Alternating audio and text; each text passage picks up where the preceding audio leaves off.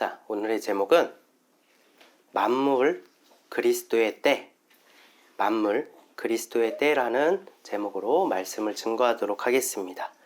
그리스도의 몸된 교회로서 그의 지체로서 진정한 행복을 누리며 살아오고 계십니까? 아멘. 성경은 오직 예수 그리스도만을 증거하는 하나님의 말씀입니다. 따라서 예수 그리스도로 존재되어지고 예수 그리스도로 계획되며 예수 그리스도로 전개되어지고 예수 그리스도가 성취하십니다. 이것이 성경의 전부입니다. 저는 창세기의 천지창조의 기록 또한 그 창조는 물질의 창조를 기록한 것이 아니요 죄 가운데 구원을 나타내신 언약을 기록한 책이라고 말씀드렸습니다. 혼돈과 공허와 흑암의 깊은 뿐인, 그래서 아무런 희망도 없는 죄악을 상징하는 땅과 바다에, 실제로 땅과 바다를 의미하는 것이 아니라 죄악을 상징하는 땅과 바다에 하나님께서 친히 우리에게 오사 수면 위를 운행하시는 것, 거룩하신 하나님이 죄악의 바다 위를 운행하시는 것, 그래서 위의 빛과 위의 물과 위의 땅이라는 구원을 창조, 즉 나타내신 것이 창세기의 기록이라고 말씀드렸어요. 성경이 비유에 감추인 진리를 알지 못하기 때문에 문자적으로만 해석하고 이를 근거로 창조론이 우선이냐 진화론이 우선이냐 라면서 생명의 말씀을, 구원의 가치를 과학과 대립하고 있습니다. 성경이 비유에 감추인 예수를 발견하지 못하기 때문에 그 해석을 이루신 예수가 아니요 삶의 교훈이나 이념을 싣기 위하여 교묘하게 예수를 피해가며 이 성경을 활용하고 있습니다. 모든 것을 이루고도 우리의 영혼이 구원받지 못한다면 우리는 허망한 죽음을 맞이할 뿐입니다. 아니요, 구원받지 못한 영에게는 영원한 지옥의 불못이 기다리고 있습니다. 그 누구도 이 형벌을 피해갈 수 없어요. 저와 여러분 모두가 이 형벌을 피해갈 수 없습니다. 우리가 무엇을 잘못해서 지옥의 형벌을 받는 것이 아니에요. 저와 여러분 그 누구든 이미 죄악에 속해 있기 때문에, 우리의 근본이 죄악이기 때문에 여러분과 저 그 상태 그대로일 때, 즉 아무것도 하지 않을 때 우리는 그런 끔찍한 형벌을 받게 된다는 것입니다. 지금 우리가 이 형벌에서 건짐을 받을 방법은 무엇입니까? 그것을 어떻게 알 수 있죠? 그 해답이 바로 이 성경에 기록되어 있습니다. 우리가 믿고 구해야 할 구원에 기록된 것이 바로 이 성경입니다. 유일한 방법이 성경이라는 거예요.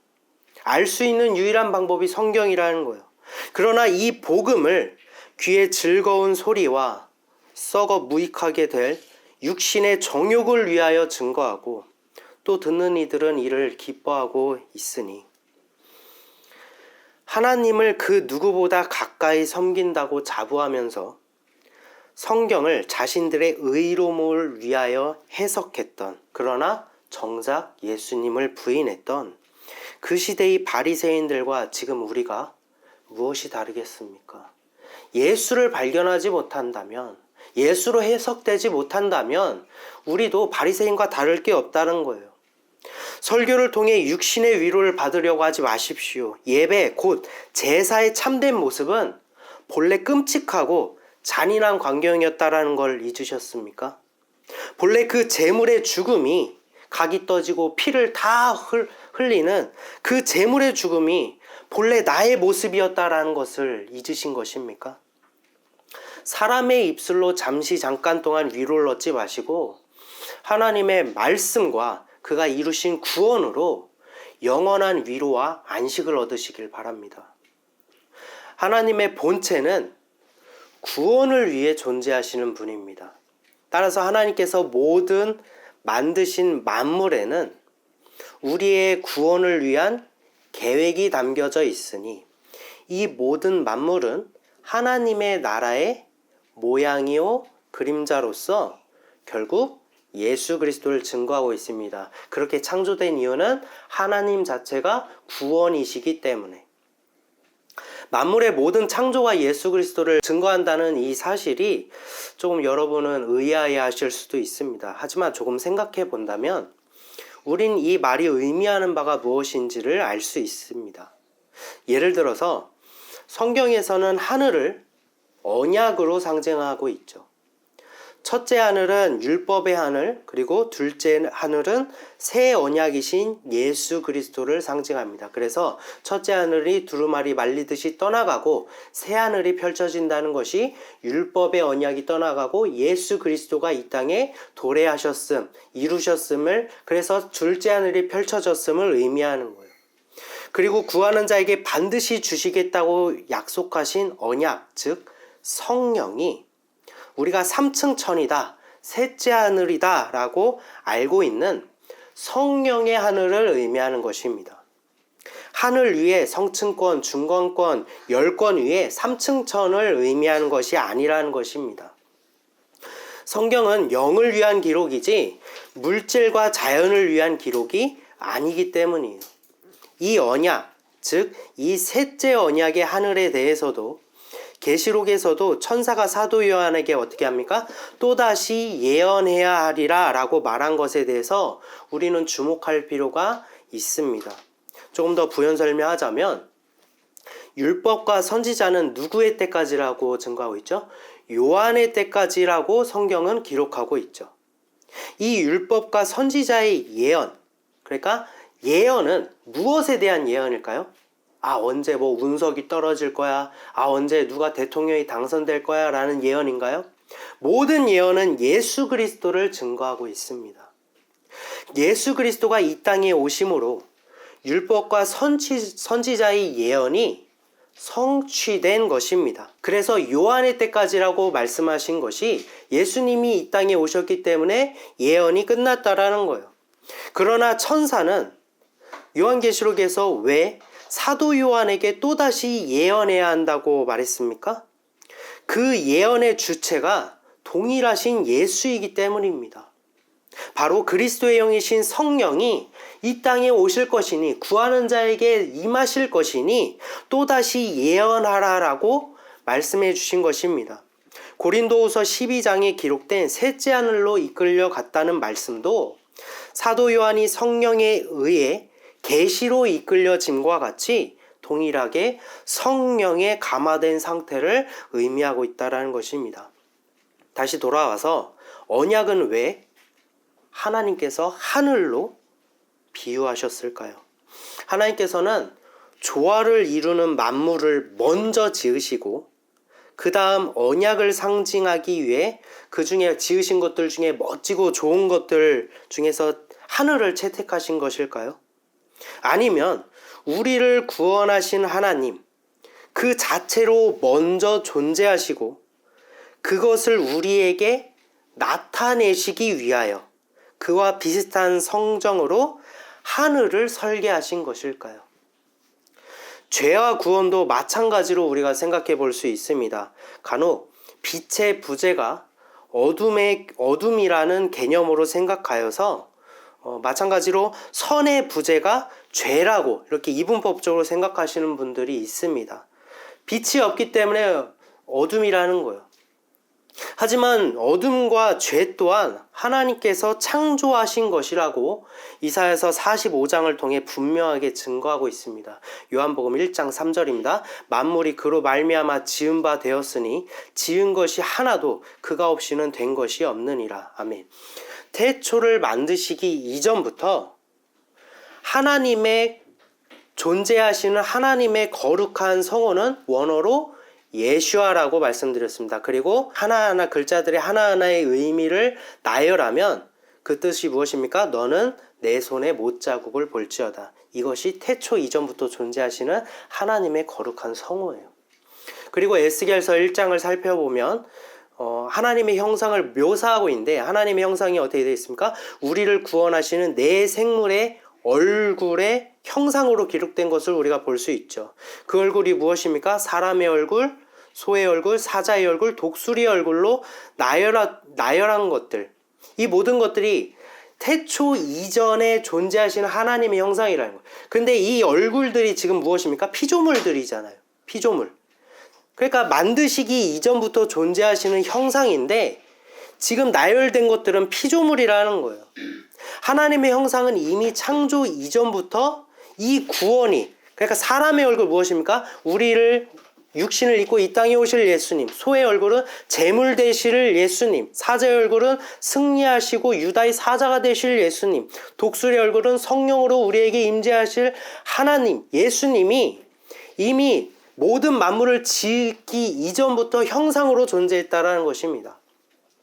따라서 이미 구원으로 존재하시고 만물을 지으신 하나님께서 어둠과 죄악뿐인 이 땅에 구원으로 임하십니다. 그것이 바로 아까 말씀드린 바와 같이 수면위를 운행하시는 하나님이십니다. 따라서 죄악된 육신은 어둠에 속하지만 빛을 바라보게 됩니다. 죄악 속에서 구원을 갈망하게 됩니다. 왜죠? 그런 것들이, 그러한 길이, 그러한 희망이 생겨났기 때문에 우리가 이런 생각을 해볼 수 있을 것 같아요. 큰 재난에 빠져서 마지막 순간을 맞이하는 사람들의 이야기를 들어본 적이 있으십니까? 그때 마지막으로 가족이나 친구들에게 한마디를 건넨 문자들의 내용을 살펴보면 뭐 이렇게 해서 돈을 벌어라, 이렇게 해야 건강해질 수 있다, 이런 위치에 올라가라 라고 마지막 한마디를 남깁니까? 뭐라고 하죠? 사랑한다 라고 하잖아요. 사랑한다. 평생을 돈이나 명예나 건강을 사랑보다 더욱 높은 가치로 여기며 살아온 사람들도 가장 마지막의 순간, 가장 중요한 순간에는 사랑을 가장 높은 가치로 여기잖아요. 그래서 사랑한다 라고 고백하잖아요. 그 사람에게는 하나님께서 영원을 사랑하는 마음을 주셨다라는 것입니다. 왜 그럴까요? 왜 우리에게 이러한 현상들이 일어나는 것일까요? 왜 이런 예상 밖의 일이 전개되는 것일까요? 이렇게도 생각해 볼 수 있을 것 같아요. 자식을 낳고 부모가 된다면, 우리가 부모가 될 때 아이를 키우는 것은 큰 고난과 고통이 따릅니다. 하지만 기쁘죠. 고난이면 힘들고 싫은 것인데 왜 결과는 기쁠까요? 그리고 어느 순간에 아이를 키우면서 나를 사랑하셨던 부모님이 생각이 나고 불현듯 지금도 나를 사랑하시는 하나님의 마음을 발견하게 되어 뭉클한 순간들이 찾아옵니다. 그 순간만큼은 내 시선은 분명 아이를 바라보고 있는데 그 순간에 나를 바라보시는 하나님의 시선을 느끼게 됩니다. 이런 경험들 여러분 있으십니까? 자식을 낳고 부모가 되는 것과 하나님의 마음을 아는 것이 무슨 상관이 있습니까? 그런데 우리는 그렇게 의미를 발견한다라는 거예요. 그 기준에 예수 그리스도를 믿는 믿음이 있기 때문입니다. 그래서 같은 이치를 두고도 현상을 넘어서 우리가 감각할 수 있게 되는 거예요. 즉, 아이를 바라보지만 하나님의 시선을 느끼게 된다라는 겁니다. 즉, 눈으로는 존재를 보고 마음으로는 의미를 바라보게 됩니다. 그리고 우리는 생각합니다. 하나님께서 그의 사랑이 무엇인지를 알게 하시기 위하여 부모와 자식의 존재를 창조하신 것이구나. 어떻게 이런 결론을 우리는 도달할 수 있다는 것입니까? 여러분께서 이것을 깨닫는다면 왜 이러한 전개가 되어질까? 왜 우리는 현상을 보지만 의미를 바라보게 될까? 왜 부모와 자식 간에 하나님의 사랑을 발견하게 될까라는 것을, 그러한 이치를 깨닫는다면 세상을 보는 관점을 달리하게 됩니다. 모든 것들이 예수 그리스도를 증거하고 있다는 사실을 알게 됩니다. 너무나도 이제 우리가 믿음이 깊어지고 신앙적으로도 견고 있을 때 이 세상을 바라보면은 어떻게 되죠? 고난과 역경의 순간에는 이 모든 것들이 하찮고 무슨 의미가 있고 이렇게 여기지만, 내가 성령 충만한 삶을 살아갈 때는 저 꽃들도 새들도 구름도 하나님을 찬양하는 것처럼 보인다는 거예요. 모든 것들이 예수를 증거하고 있다는 사실을 알게 됩니다. 모든 것들이 예수를 위하여 만들어졌습니다. 지금도 모든 만물은 예수 그리스도를 나타내기 위해 존재되어지고 있습니다. 그것이 악하다고 여겨지는 존재이든 선하다고 여겨지는 존재이든 각자의 의미로 예수를 증거하고 있다는 것을 우리는 발견하게 됩니다. 그리고 이것을 말해주는 것이 오늘 전도서 3장의 이야기인 것입니다. 서론이 길었지만 우리가 성경을 육신으로 해석하고 그렇게 정립하였기 때문에 다시 나아가야 됩니다. 그리고 앞으로 진행될 전도서의 내용이 결국 이 결을 따르고 있기 때문에 여러분이 오늘 이 말씀을 잘 상고하고 받아들인다면, 이해를 하신다면 전도서의 앞으로 남은 이야기들도 이해하는 데 쉬우실 거예요. 말씀을 잘 살펴보면서 왜 만물이 예수 그리스도를 증거하고 있는지 함께 알아보는 시간을 갖도록 하겠습니다. 진리의 영이신 성령이 오늘 우리에게 들을 귀와 깨닫는 은혜가 넘치기를 소망합니다. 전도서 3장 1절입니다. 범사에 기한이 있고 천하만사가 다 때가 있나니. 솔로몬이 전도서 3장 1절의 말씀을 증거할 수 있는 것은 그가 남들보다 똑똑하기 때문에 말한 내용이 아닙니다. 또 그가 범사의 기한과 천하만사의 때를 다 지켜볼 만큼 남들보다 더욱 장수하여서 이런 기록을 할 수 있던 것도 아닙니다. 솔로몬의 고백은 앞서 우리가 서론에서 살펴본 바와 같이 모든 만물은 지으신 목적과 때, 즉 일의 결국이 예수 그리스도를 향하고 있다는 지혜를 지금 나타내고 있는 것입니다.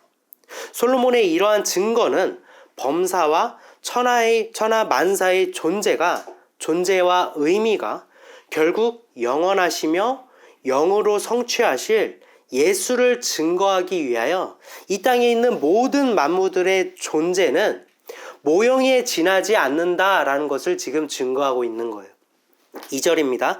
날 때가 있고 죽을 때가 있으며 심을 때가 있고 심는 것을 뽑을 때가 있으며. 우리는 하나님께서 만드신 섭리와 이치 가운데 어떠한 인물, 성경을 살펴보면 인물이 생겨나고 역사가 쓰여지고 사건이 일어나며 전개되어짐을 우리의 눈으로 확인하죠.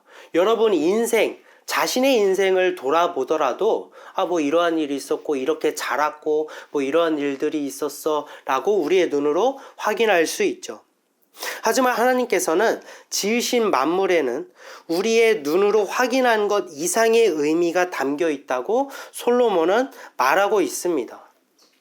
천하만사에는 날 때와 죽을 때와 같이 모든 만물에는 각각의 고유한 행동과 존재의 의미가 설정되어 있어요.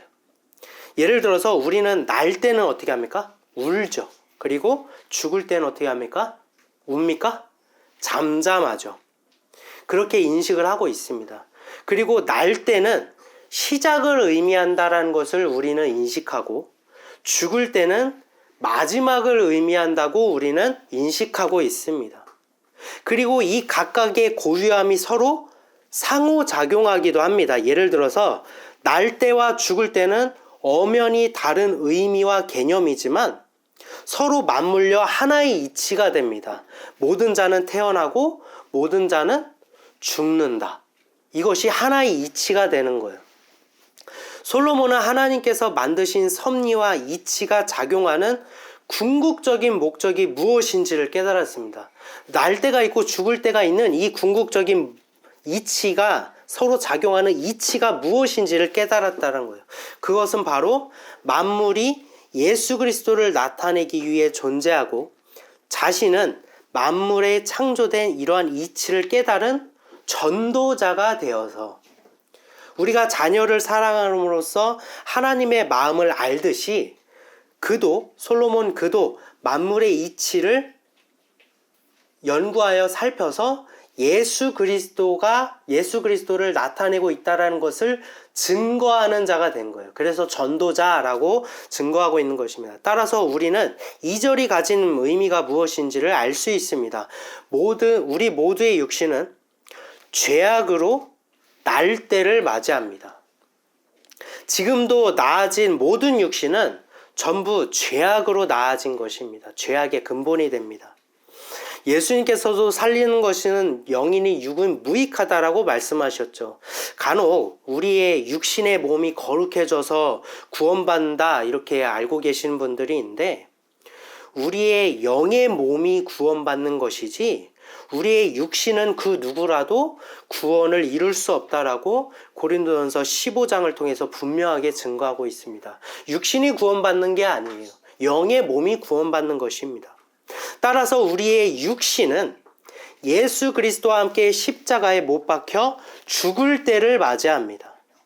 그리고 예수님께서는 십자가의 형벌로 죄의 문제를 해결하셨기 때문에 그로 말미암아 우리에게 심겨진 죄악이 뽑히고 우리의 영은 구원받아서 다시 거듭납니다. 즉 날 때를 또 맞이한다라는 거예요.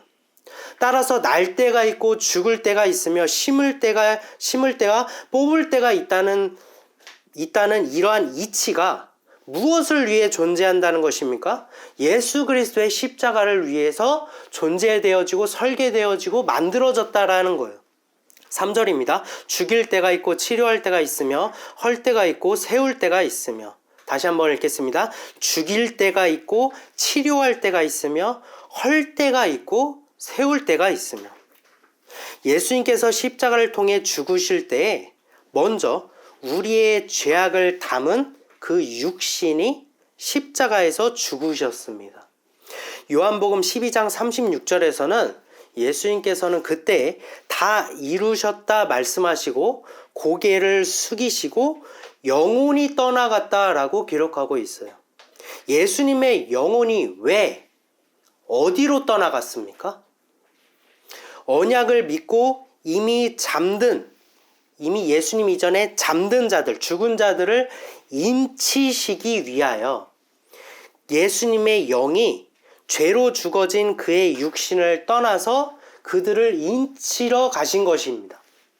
누가복음 21장 35절입니다. 이 날은 온 지구상에 거하는 모든 사람에게 임하리라. 이 구원은 예수님께서 십자가에 달리신 그날에 온 지구상에 거하는 모든 사람에게 임한다라고 증거하고 있습니다. 예수님의 육신이 거한 곳과 죽으신 곳은 이스라엘 땅인데 지구상의 모든 사람에게 어떻게 구원에 임합니까? 우리 간혹 그런 거 궁금하지 않습니까? 이순신 장군은 구원받았습니까? 뭐 이전에 누구는 뭐 공자는 구원받았습니까? 이렇게 우리 궁금해 하잖아요. 그것은 예수님께서 십자가에서 육신이 죽으시고 육신은 무덤에 계시는 3일 동안 예수님은 육을 떠나서 영으로 존재하셨기 때문에 영은 시간과 공간을 초월할 수 있었던 거예요. 그때 지구상의 모든 믿는 자들을 그래서 인치줄 수 있던 것입니다. 육을 떠나 영으로 존재하셨기 때문에. 하지만 인침은 아무나 받는 게 아니잖아요. 먼저 복음을 듣고 그것을 믿는 자들이 받는 것이 인침일진데, 예수님 이전에 존재했던 지구상의 모든 사람들은 어떻게 복음을 듣고 어떻게 믿어서 예수님께 인침을 받는다는 것입니까? 계시록 11장 3절의 말씀입니다.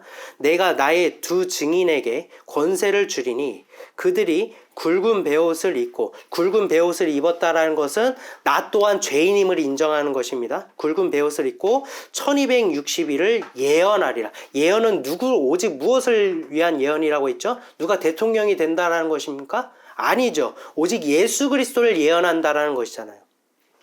계시록에서는 하나님께서 모세와 엘리야를 통해서 1260일, 곧 42달, 곧 예수님께서 공생애를 시작하시고 십자가를 통해 다 이루시기까지의 그 기간 동안 하나님께서는 두 증인에게 권능을 주셔서 영으로서 이미 죽은 자들, 지구상에 있는 죽은 자들에게 예언하도록 하셨습니다. 이 예언이 무엇입니까?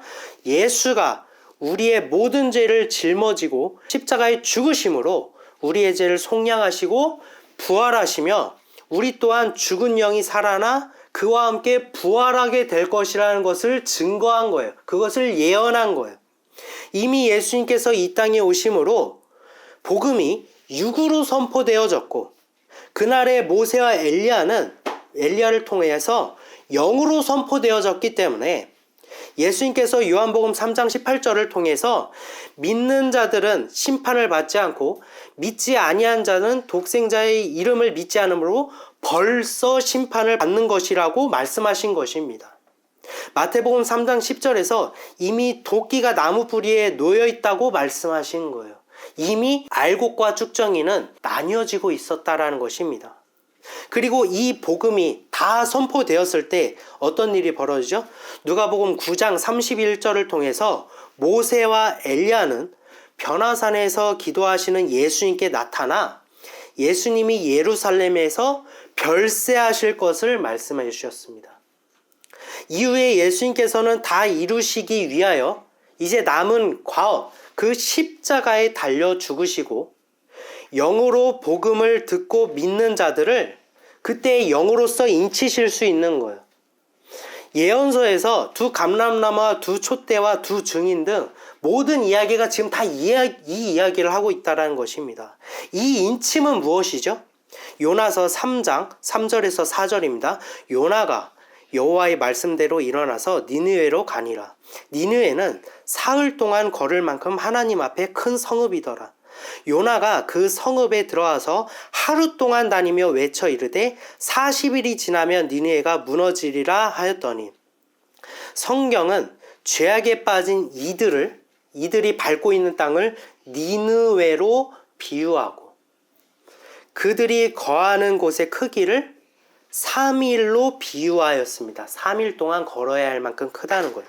즉 니느웨가 사흘 동안 걸어야 할 만큼 큰 성읍이라는 것은 인침을 받아야 할 자들이 3일만큼 많다는 것이고, 예수님께서 왜 무덤에 3일 동안 계셨는지를 우리는 알 수 있는 것입니다.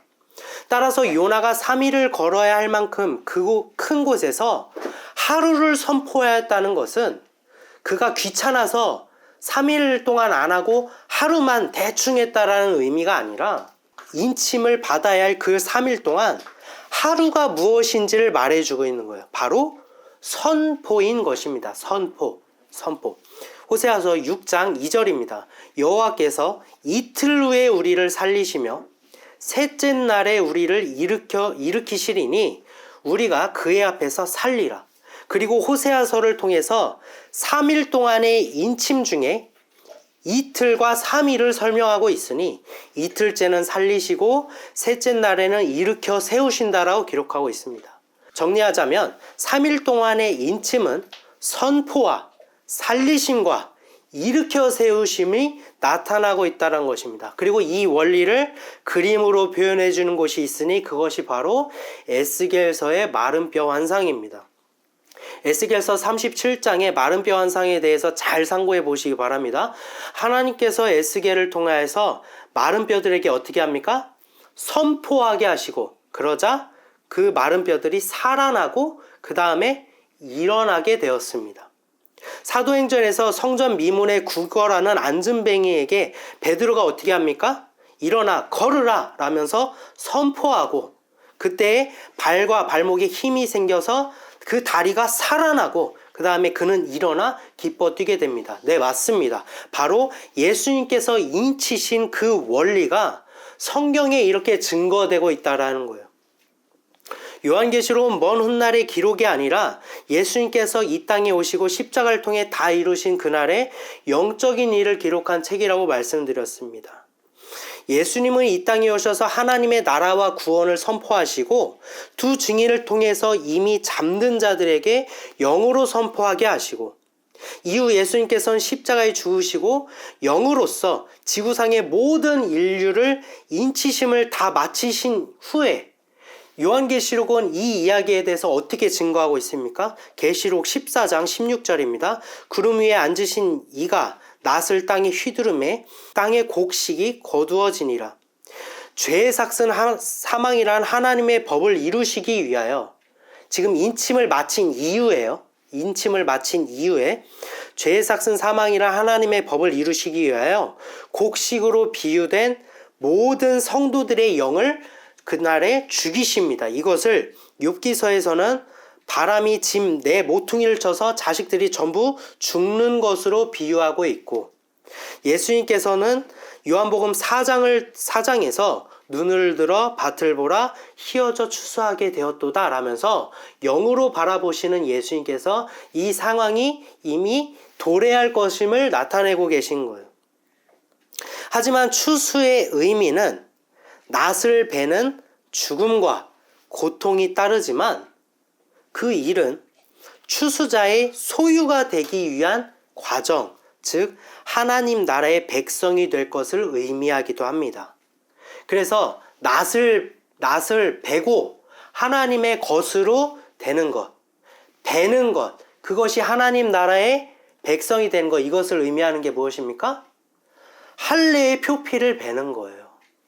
할례의 표피를 베는 것 또한 낫을 대고 하나님의 백성으로서 추수되어지는 언약을 상징하고 있다는 것입니다. 계시록 14장 19절입니다.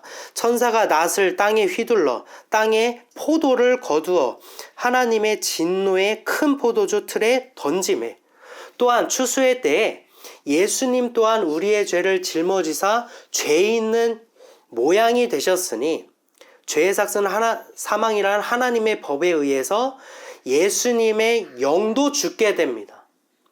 영으로 복음을 증거한 모세와 엘리야도 죽게 됩니다.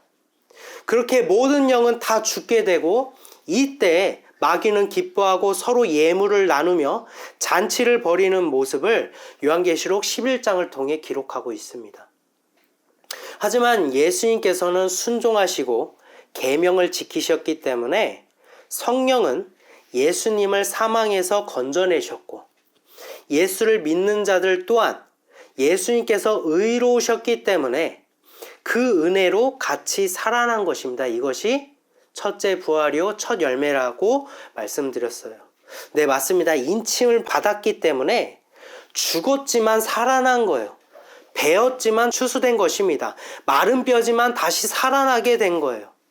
죄를 멸하시기 위해 하나님께서는 우리를, 그리고 우리의 죄를 짊어지신 예수님을 죽이셨고, 그가 의로우시고 순종하셨기 때문에 우리를, 그리고 예수님을 치료하시고 살리신 것입니다.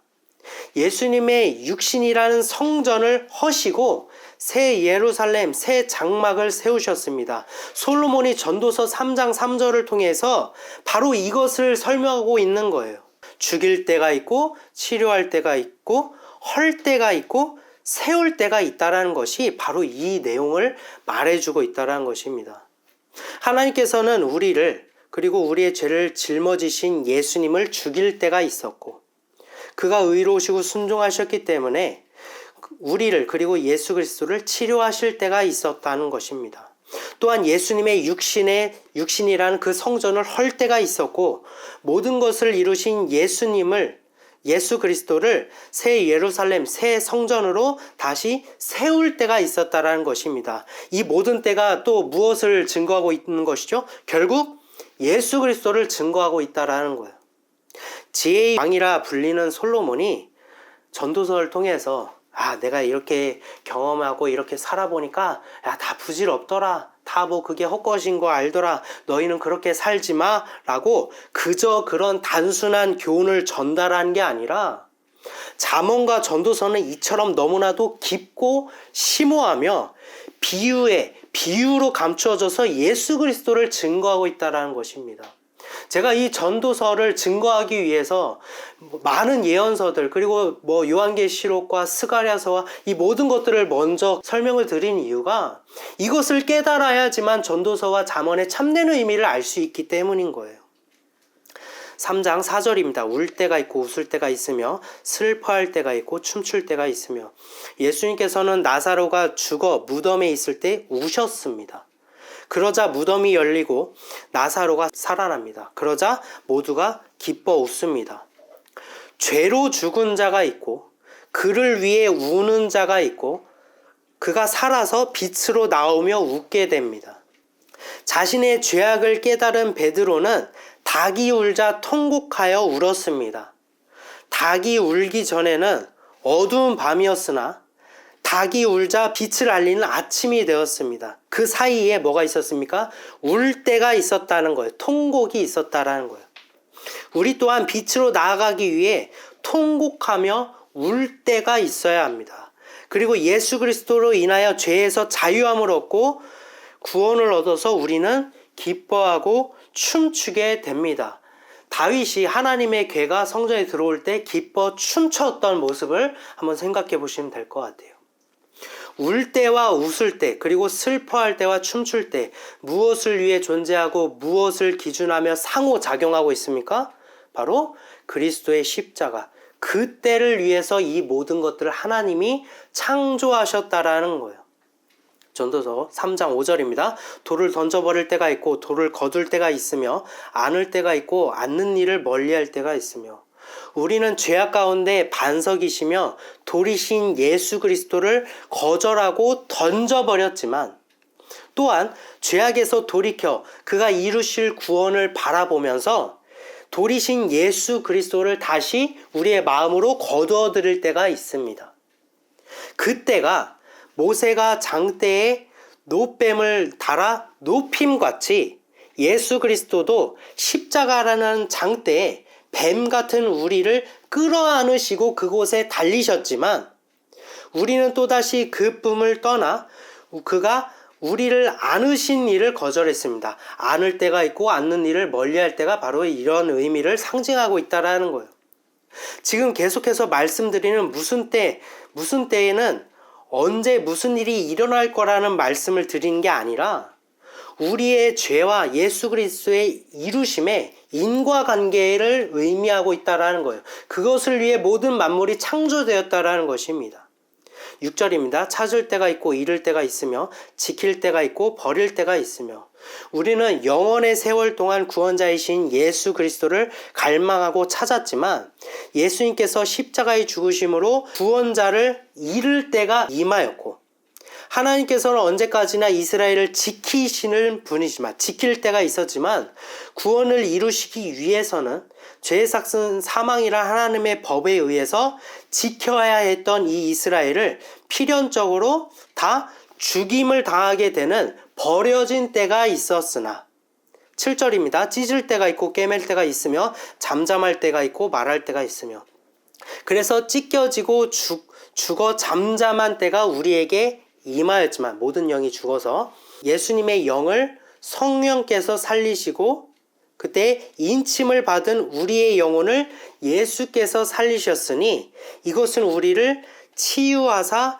꿰매는 때이며, 그래서 호세아서 6장에서 여호와께로 돌아가자 여호와께서 우리를 찢으셨으나 도로 낫게 하실 것이요 우리를 치셨으나 싸매 주실 것이라고 기록하면서 마귀의 미혹과 우리가 죄에 대하여 죽는 것과 마귀의 심판과 우리의 구원 모두가 예수님께서 십자가를 통해 이루시기 위한 하나님의 계획이자 창조였음을 말해주고 있는 거예요. 하나님께서 다 하셨다라는 거예요. 그래서 역대기와 열왕기와 역대기에서 열왕기는 어떤 관점이라고 했죠?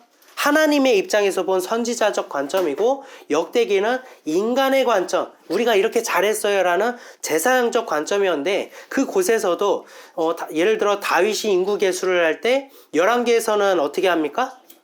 하나님께서 그 마음을 격동시킨 건데 역대기에서는 마귀가 있다라고 기록하여져요. 마귀. 하나님이 사용한 도구였다라는 것입니다. 이 관점의 차이가 나타나고 있는 것이 결국 하나님께서 다 이루시고 계획하셨다라는 것을 성경은 증거하고 있는 거예요.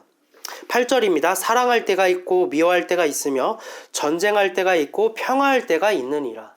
죄를 멸하시는 하나님께서는 죄인된 우리를 구원하시기 위해 사랑하는 마음이 독생되어서 아들이신 예수님을 보내셨고, 그러나 죄를 미워하시기 때문에 모든 영은 죽어야 했으며, 성경에 기록된 모든 전쟁은 마귀를 심판하실 하나님을 나타내신 것이고, 그 안에 거하는 자들은 재앙의 날에 고센 땅을 예비하셔서 평안과 안식을 누리게 하시는 것입니다. 9절에서 10절입니다. 거의 다 왔습니다. 일하는 자가 그의 수고로 말미암아 무슨 이익이 있으랴. 하나님이 인생들에게 노고를 주사 애쓰게 하신 것을 내가 보았노라. 솔로몬은 만물의 이치를 눈으로 보이는 현상으로 바라보지 않고 그 너머에, 그 안에 숨겨진 예수 그리스도라는 본질로 현상을 바라보게 되었습니다.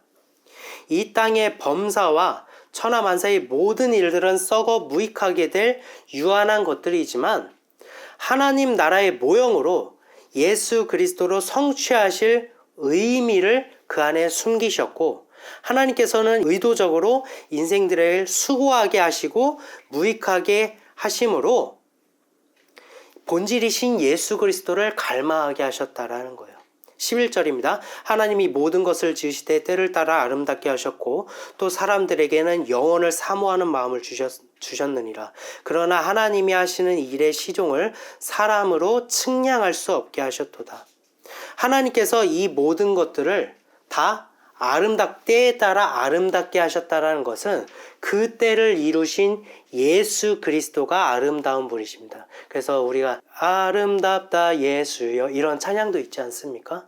이 모든 말물들이 고통일지 모르겠지만 기쁨일지 모르겠지만 이 모든 것들이 때를 따라 예수 그리스도라는 아름다움을 위하여 존재되어지고 예수 그리스도로 그 때를 성취하시고 사람들에게는 이것을 갈망하는 사랑하는 마음을 주셨다라는 거예요. 하지만 이것을 하시는 일의 시종을 사람으로 측량할 수 없게 하셨다라는 것은 비유로 감추어지고 깨달을 수 없어서 하나님의 나라를 임한 자들, 성령이 임한 자들에게만 허락하셨다라는 것을 우리는 알 수 있게 된 것입니다. 사랑하는 성도 여러분, 여러분은 세상을 어떻게 바라보고 계십니까?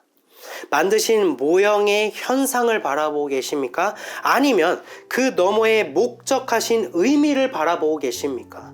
여러분에게 있어서 현재 고난은 무엇입니까? 여러분에게 있어서 현재의 기쁨은 무엇입니까?